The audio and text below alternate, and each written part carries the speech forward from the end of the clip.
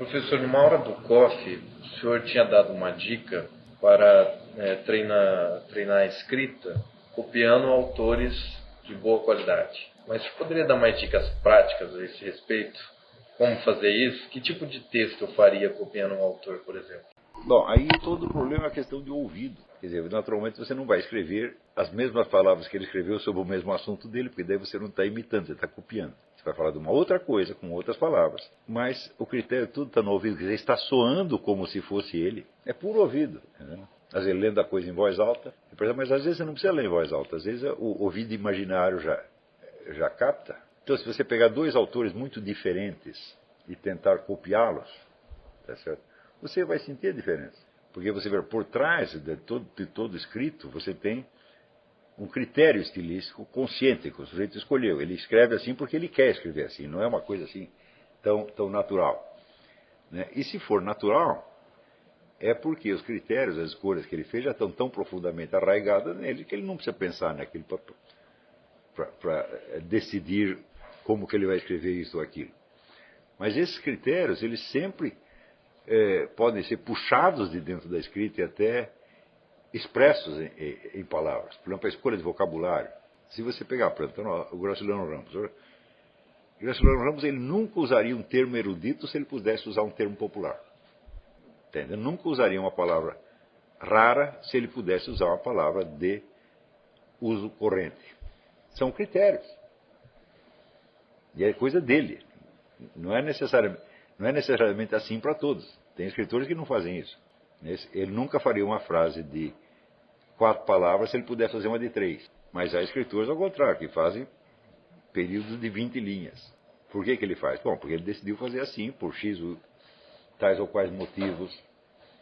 Tá certo? Então você captar esses motivos, não precisa captá-los intelectualmente, mas perceptivamente. Sentir a coisa, né? Não que você não consiga expressar em palavras. Na verdade, até para você expressar, você precisa aprender a imitar primeiro. E imitar é realmente pelo ouvido.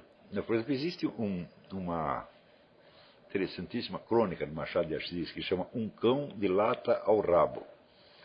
Em que ele, assim, é a história, alguém amarrou uma lata no rabo do cachorro e ele vai descrever aquilo em 3 estilos de 3 grandes escritores.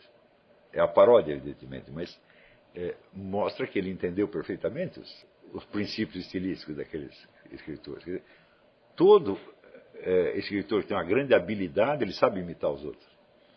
Quer dizer, ele escreve do jeito dele porque ele quer. Se ele quisesse fazer do outro jeito, também faria. Quer dizer, ele tem que ter o domínio da coisa. Quer dizer, um estilo literário, ele não é um produto da natureza. Ele é obra de meditação, escolha, você está entendendo? É uma coisa muito séria.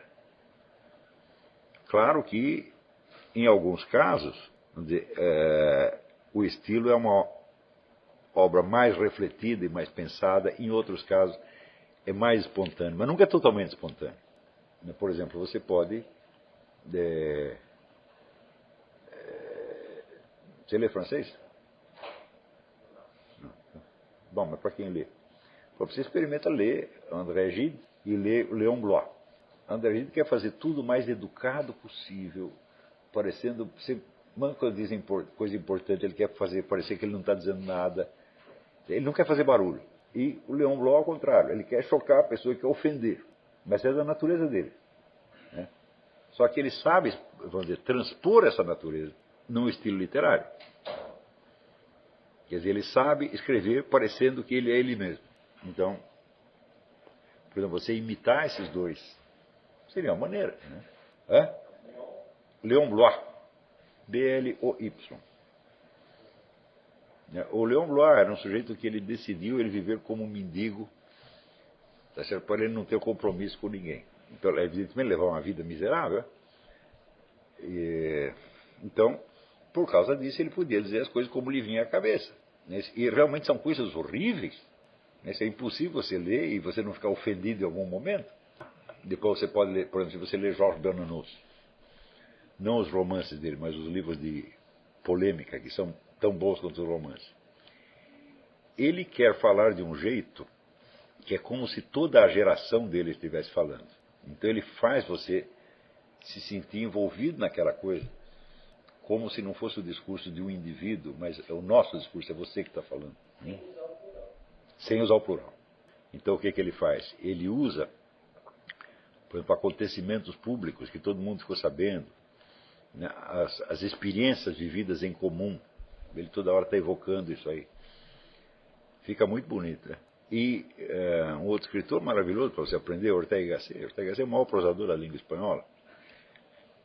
Ele era, de ofício, ele era um filósofo, mas era um tremendo escritor. Escritor absolutamente maravilhoso. Como filósofo ele não é tão importante assim, mas a ideia dele era fazer com que as ideias que ele estava expondo se tornassem claras plasticamente, não só logicamente. Né? Que você visse aquilo. Que aquilo doesse em você. Ficasse tão claro, tão claro, tão claro, que era como se você mesmo tivesse pensado. E ele consegue fazer isso.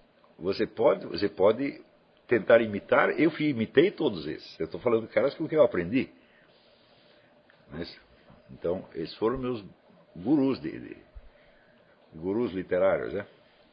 Você pode... O Otto Maria Carpo, ele era eminentemente um intérprete das coisas. Né?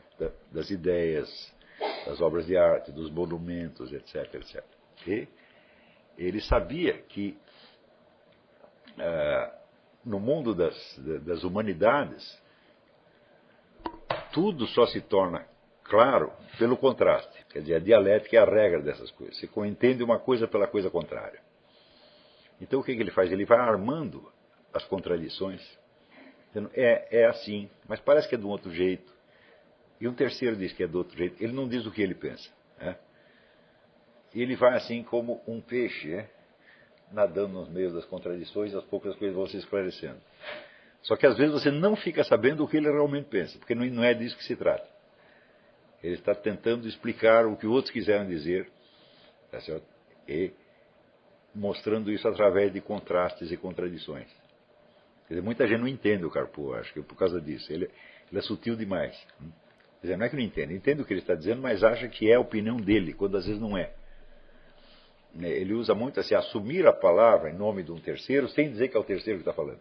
Então, você tem todos esses truques, cada um desses estilos expressa, vamos dizer, um temperamento que o indivíduo conseguiu, vamos dizer, transpor numa personalidade literária. Normalmente você nasce com um temperamento e desenvolve uma personalidade ao longo da vida, mas a personalidade literária tem que ser criada. E ela é criada, vamos dizer, por escolhas, vamos dizer, e a sinceridade, a autenticidade dessas escolhas determina a autenticidade do estilo. Porque o sujeito realmente escreve como ele mesmo. Né? Quando você lê o Lewis, Frank Raymond Lewis, é um escritor que eu adoro, crítico literário inglês. Ele escreve tão complicado, mas tão complicado, mas tão complicado, né, que você fica com raiva. Né? Só que é o seguinte, ele está falando para estudantes de letras, de Oxford. Então, ele está dizendo, se você não entende isso dito assim, então porque você não merece estar estudando esse negócio. Dane-se.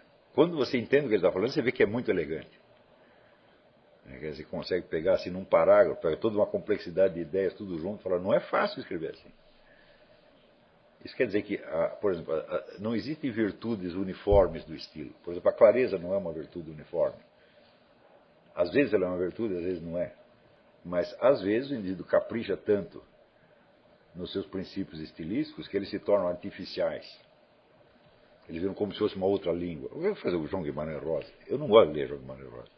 As ideias deles são ótimas, mas a linguagem deles, sinceramente, me embrulha o estômago. Né? E você não pode aprender a escrever lendo Guimarães Rosa, é impossível. Ou James Joyce. Eles inventaram uma outra língua. Então, escapa do diálogo humano normal. Quer dizer, eu imitei muitos escritores, muito. Às vezes, propositadamente, ou às vezes, simplesmente quando está escrevendo um artigo de jornal, eu falo, não, eu vou puxar aqui pelo estilo do fulano, porque é o que convém no momento. Sempre fiz isso. Agora, é claro que, se você realmente tem algo a dizer, você vai ver que nenhum dos estilos que você copiou é realmente apropriado. Você vai ter que combiná-los de uma maneira que sirva para os seus propósitos.